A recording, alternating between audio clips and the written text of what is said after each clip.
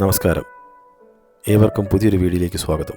ഇന്നത്തെ വീഡിയോ അതിപുരാതന കാലത്ത് ജീവിച്ചിരുന്ന മാമത്തുകൾ എന്ന് അറിയപ്പെടുന്ന ആനയിനത്തിൽപ്പെട്ട ജീവിവർഗത്തെക്കുറിച്ചാണ്. ഭൂമിയിൽ ഐസേജ് കാലഘട്ടത്തിൽ ജീവിച്ചിരുന്ന വംശനാശം സംഭവിച്ച ആനയിനത്തിൽപ്പെട്ട ജീവിയാണ് മാമത്തുകൾ.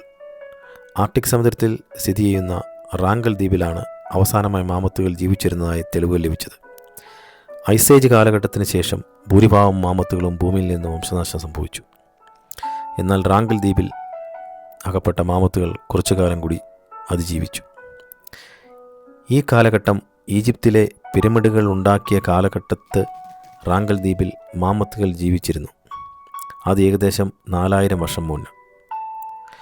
ഇപ്പോൾ റഷ്യയുടെ ഭാഗമായ സൈബീരിയയിലാണ് മാമത്തുകളുടെ ഫോസിലുകളും അവശിഷ്ടങ്ങളും ധാരാളമായി കണ്ടെത്തിയിട്ടുള്ളത്.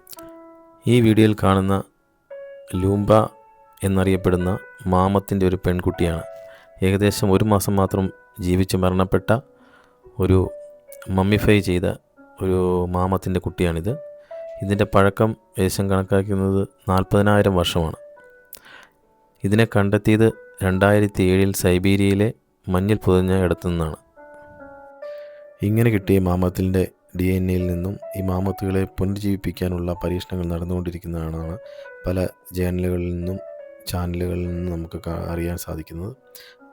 അതിനായി ഇവർ ഇപ്പം നിലവിലുള്ള ആനവർഗത്തിൽ പരീക്ഷിച്ച് പുതിയ 2030 കൂടി മാമത്തുകൾ പുതിയൊരു ജീവിവർഗം ഉണ്ടാകാനുള്ള എല്ലാ പരീക്ഷണങ്ങളും നടന്നുകൊണ്ടിരിക്കുന്നതായി പറയപ്പെടുന്നു.